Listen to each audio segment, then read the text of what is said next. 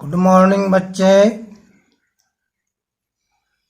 आज हम आपको क्लास 10th के एनसीईआरटी मैथ का पहला अध्याय पहला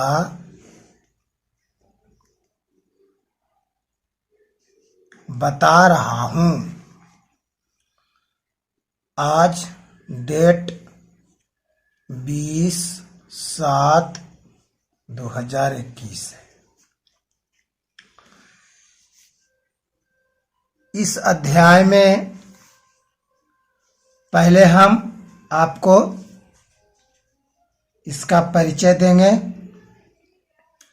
पहला अध्याय में पढ़ना है वास्तविक संख्याएं। वास्तविक संख्या के बारे में आप 9 में भी पढ़े होंगे, 9वें क्लास में भी पढ़े होंगे। थोड़ा सा जानकारी इसमें ले लेते हैं। वास्तविक संख्याएं जो है, इसमें परिमेय और अपरिमेय दोनों तरह की संख्याओं का संग्रह है। परिमेय संख्या और अपरिमेय संख्या दोनों मिलकर वास्तविक संख्याएं बनती हैं। हम कहेंगे वास्तविक संख्या परिमेय संख्याएं तथा अपरिमेय संख्याएं के संग्रह को वास्तविक संख्याएं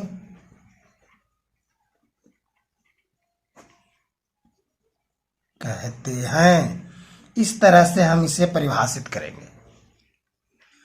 परिमेय संख्याएं तथा अपरिमेय संख्याओं के संग्रह को वास्तविक संख्याएं कहते हैं।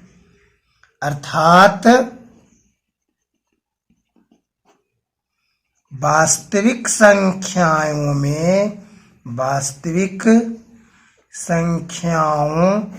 में परिमेय और अपरिमेय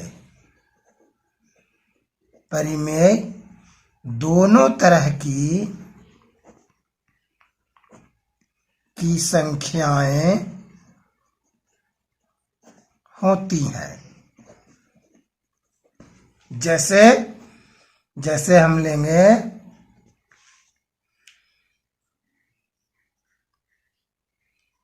जैसे 1/2, 3/4, 5/1, 6/1 और लेंगे √3, √2, √5 ... ये सब सारी संख्याएं वास्तविक संख्याएं कहलाती हैं। वास्तविक संख्या यानी रियल नंबर्स, ये वास्तविक संख्याएं हुआ, रियल नंबर्स। अब इसमें वास्तविक संख्या पढ़ने से हमको 2-3 चीजें निकलती है। इससे वास्तविक संख्या से क्या क्या निकलती है, इससे क्या निष्कर्ष क्या निकलता है।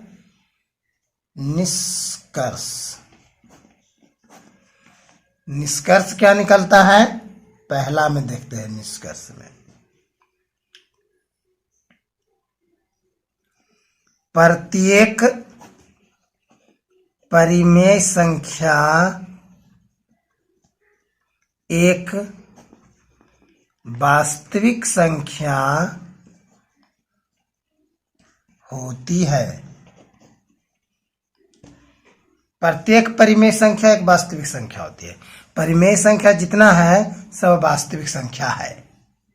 परिमेय संख्या जितना इसमें है सबको हम कौन संख्या कह रहे हैं, वास्तविक संख्या। दूसरा में हमको क्या मिल रहा है?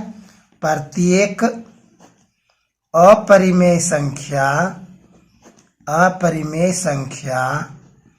एक वास्तविक संख्या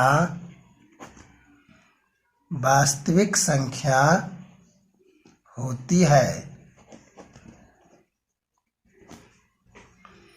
जिस तरह से प्रत्येक परिमेय संख्या एक वास्तविक संख्या होती है, उसी तरह से प्रत्येक अपरिमेय संख्या वास्तविक संख्या होती है। तीसरा में हम कह सकते हैं प्रत्येक वास्तविक संख्या एक परिमेय संख्या नहीं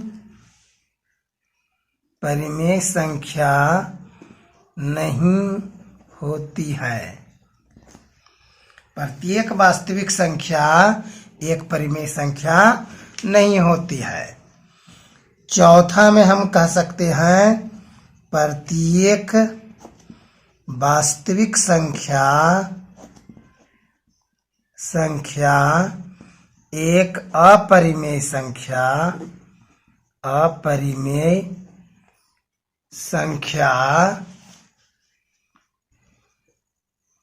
नहीं होती है। इस तरह से हम वास्तविक संख्या से 4 निष्कर्ष निकाल दिए।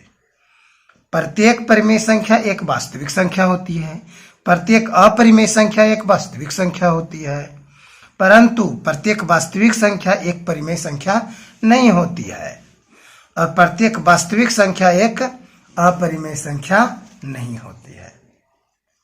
ये इससे निष्कर्ष निकला। ये सब सारा हमको इस अध्याय में पढ़ना है।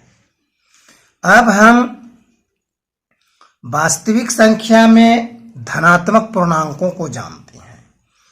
इसमें धनात्मक पूर्णांक के 2 महत्वपूर्ण गुण हैं। इस अध्याय में धनात्मक पूर्णांकों के 2 महत्वपूर्ण गुण हैं। इसी के बारे में हम जानते हैं। कितना बच्चा धनात्मक नहीं जानता? देख तो, धनात्मक होता है प्लस, और ऋणात्मक का मतलब माइनस। इसको ध्यान में रखेंगे, है ना। तो धनात्मक पूर्णांक के 2 महत्वपूर्ण गुण है। पहला गुण है यूक्लिड विभाजन एल्गोरिथम।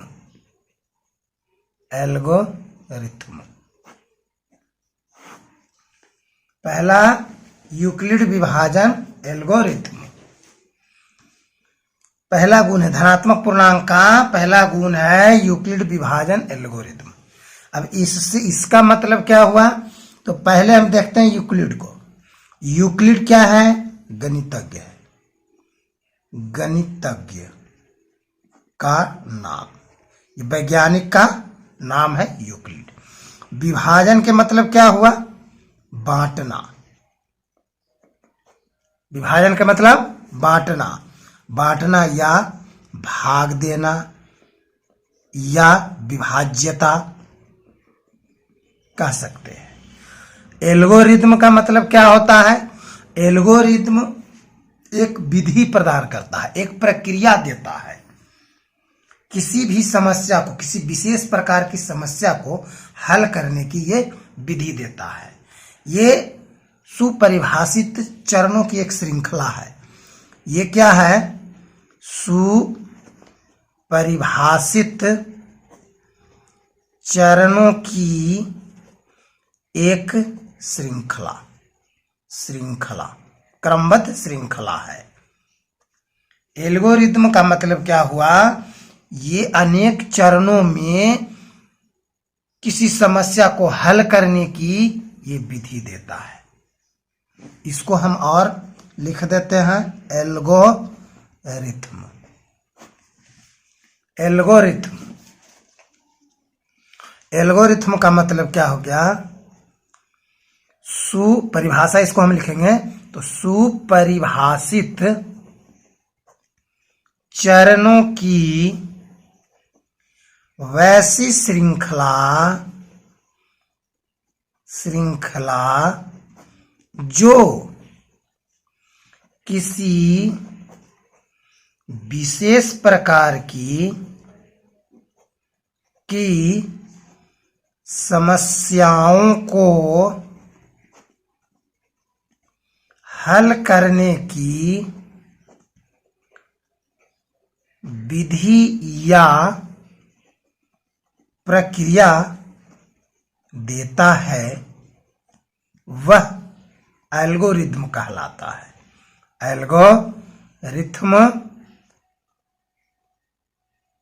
कहलाता है। एल्गोरिथम को हम इस तरह से परिभाषित कर सकते हैं, सुपरिभाषित चरणों की वैसी श्रृंखला जो किसी विशेष प्रकार की समस्याओं को हल करने की विधि या प्रक्रिया देता है, वह एल्गोरिथम कहलाता है। तो इस तरह से हम यूक्लिड, पहला धनात्मक पूर्णांकों का पहला गुण है यूक्लिड विभाजन एल्गोरिथम।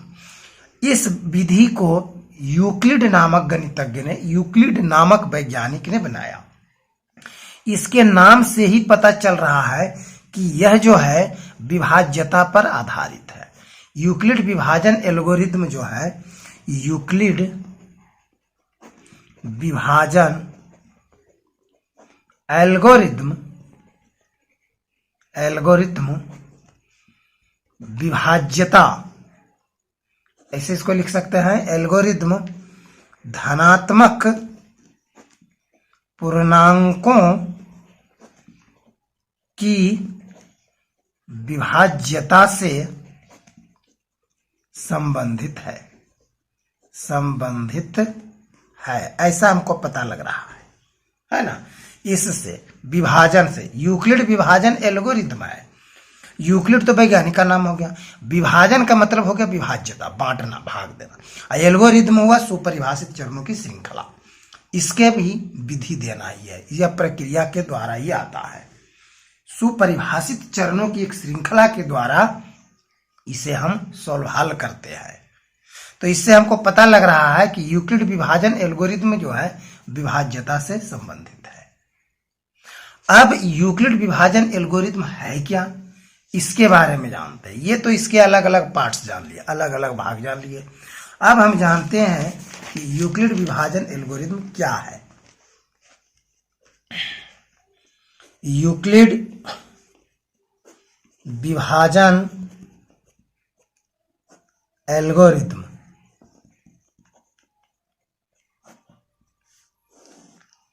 यूक्लिड विभाजन एल्गोरिथम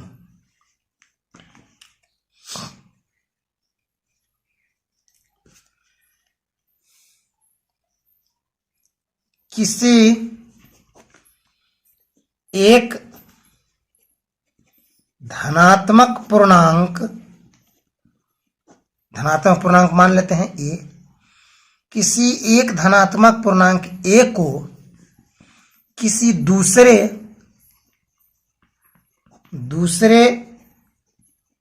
धनात्मक पूर्णांक बी ले लेते हैं, किसी दूसरे धनात्मक पूर्णांक बी से इस तरह विभाजित किया जा सकता है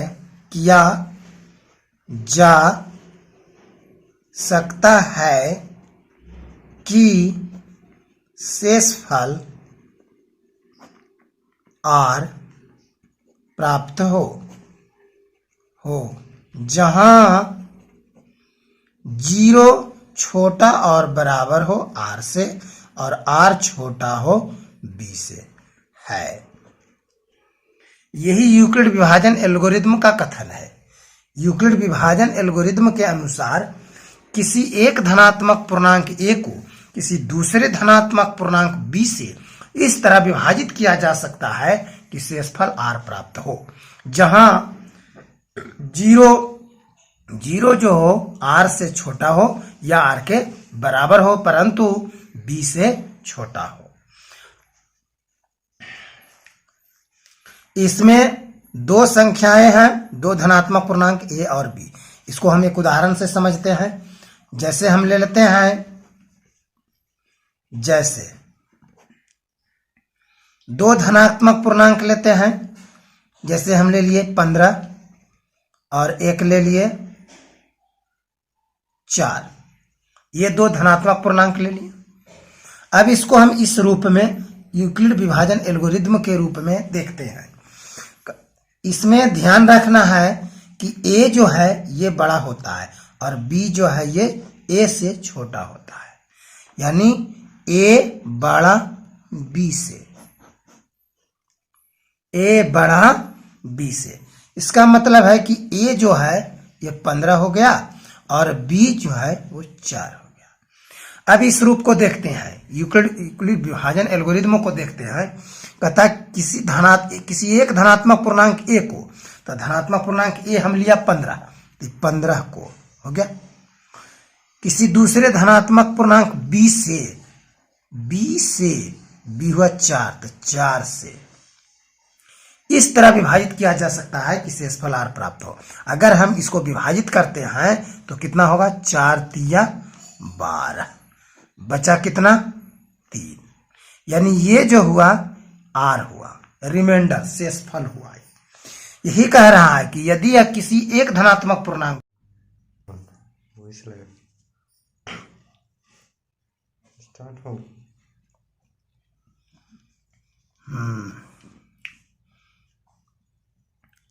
तब हम देख रहे हैं कि 3 प्राप्त हुआ। ये 3 जो है यह शेषफल है। ये शेषफल इसके अनुसार से ये आर जो है 0 के बराबर हो सकता है या 0 से छोटा हो सकता है, परंतु बी से छोटा है। इसी तरह से हम यहां देखते हैं कि आर 3 है, तो आर हो गया 3 और 0 हो गया, ये 4 हो गया, तो 4 से 3 छोटा है और 0 से ये बड़ा है। इस तरह से जो शेषफल होगा वो या तो 0 के बराबर होगा या 0 से बड़ा होगा, परंतु b से छोटा होगा। ये है यूक्लिड विभाजन एल्गोरिथम। इस विधि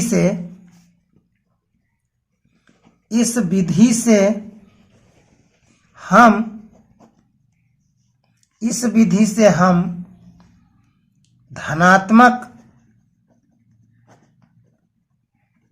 पूर्णांकों का HCF यानी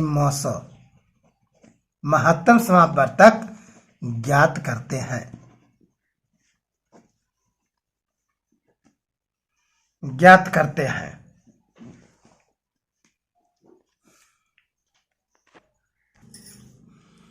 अब हम यूक्लिड विभाजन प्रमेयिका के बारे में जानते हैं। यूक्लिड विभाजन एल्गोरिथम जो है वह यूक्लिड विभाजन प्रमेयिका पर ही आधारित है। यूक्लिड विभाजन एल्गोरिथम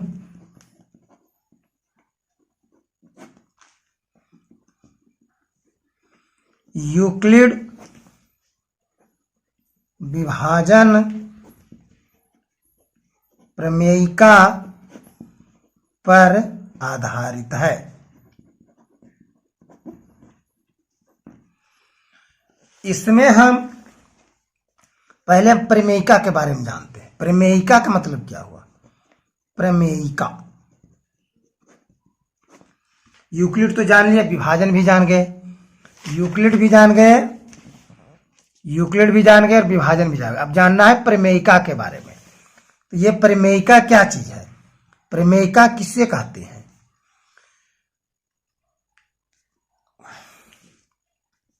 वैसा स्वयं सिद्ध किया हुआ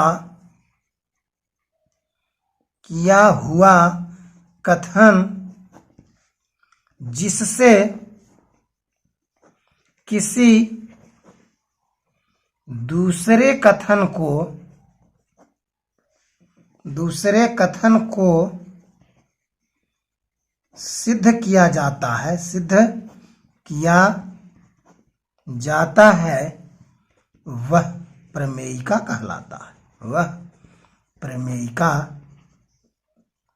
कहलाता है। यानी प्रमेयिका का मतलब यह स्वयं सिद्ध किया हुआ है, इसका उपयोग हम किसी दूसरे कथन को सिद्ध करने में करते हैं, ये प्रमेयिका हुआ। अब हम देखते हैं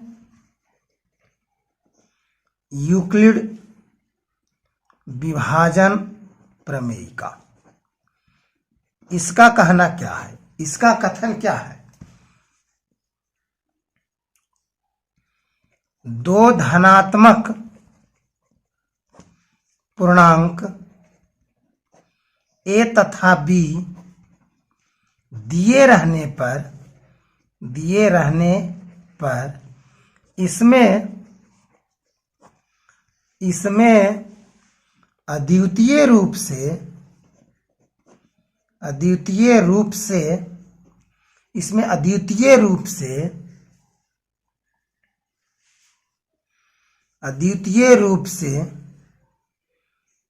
अन्य धनात्मक पूर्णांक q तथा r उपस्थित रहते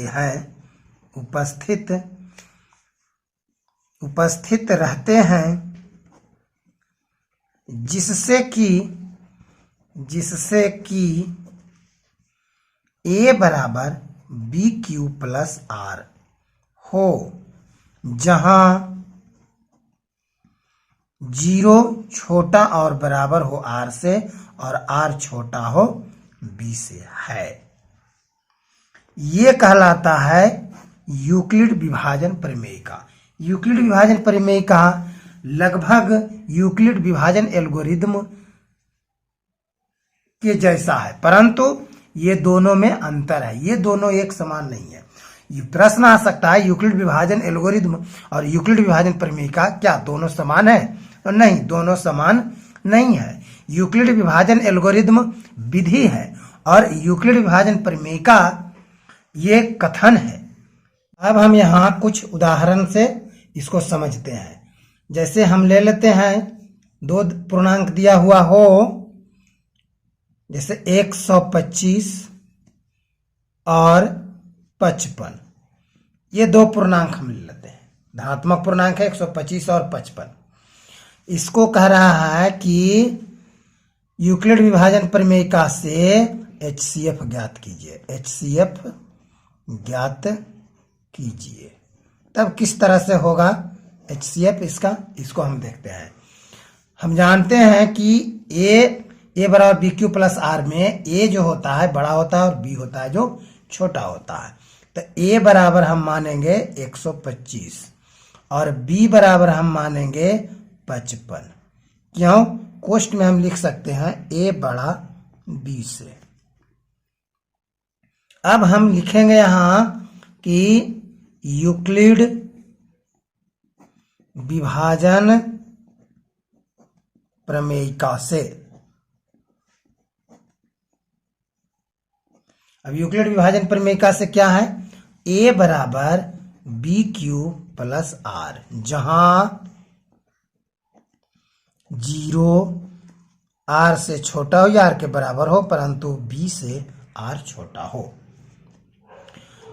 अब A का मान 125 यहां ले लेते हैं, 125 बराबर, अब B हो गया 55। अब गुने करेंगे Q, अब 55 से 125 में भाग देंगे, कितना बार लगेगा? 2 बार। 55 दूना 110, 5 1 15 बच गया शेष फल। तो Q हो गया क्वाड्रेंट, भागफल हो गया 2, अब प्लस शेष फल हो गया 15। ये हो गया एक चरण हो गया, श्रृंखला की पहला चरण हो गया, चरणों का पहला श्रृंखला चल रहा है। अब क्या करेंगे कि जो B था उसको हम A बना देंगे, बी था उसको हम क्या बना देंगे ए, और जो शेषफल है उसको हम बी बना देंगे, है ना। शेषफल को हम क्या बना देंगे बी, यानी ये चल जाएगा इस जगह और ये चल जाएगा इस जगह। अब गुने, फिर क्वाटेंट क्यू चाहिए तो 15 से फिर हम 55 में भाग देंगे, 15 से 55 में, तो 15 तिया 45, बचा कितना 1, 10 बच गया, 3 बार भाग लगा अब प्लस शेष हो गया 10। फिर यही ऊपर वाले क्रिया करेंगे, इसको हम यहां ले जाएंगे और इसको हम यहां ले जाएंगे, फिर हो गया यहां के 15 बराबर, अब ये हो गया 10 गुने 10 से फिर 15 को भाग देंगे, 10 से कम 10, बचा कितना 5, अभी हो गया 1 बार भाग लगा अब प्लस हो गया 5, फिर इसको हम यहां रखेंगे और इसको उठाकर यहां रखेंगे, तब कितना हो गया, ये हो गया 10 बराबर, ये हो गया 5 गुने, अब 5 से 10 में भाग देंगे, 5 दूनी 10 प्लस हो गया 0, शेषफल हो गया 0। इसका मतलब है कि हमारा काम खत्म हो गया। अब जो b का जगह पर है वही इन दोनों पूर्णांकों का HCF होगा, यहां लिखेंगे, इसलिए HCF बराबर 5। इस तरह से हम यूक्लिड विभाजन प्रमेयिका का प्रयोग करके दिए गए धनात्मक पूर्णांकों का HCF निकालते हैं। ये प्रक्रिया जो हम शुरू करेंगे, ये प्रक्रिया तब तक चलती रहेगी जब तक कि R जो है से 0 ना हो जाए। R जब 0 हो जाए तो हमारी प्रक्रिया खत्म होती है, और B जो होता है उस समय, जिस समय R 0 हो गया उस समय जो B होता है यही हमारा HCF होता है। ये हुआ यूक्लिड विभाजन एल्गोरिथम और यूक्लिड विभाजन प्रमेयिका। इसके बाद हम अगले वीडियो में देखेंगे इसके उदाहरण, एनसीईआरटी बुक का हम उदाहरण देखेंगे, क्या क्या उदाहरण दिया हुआ और उसको हम सोल्व करेंगे।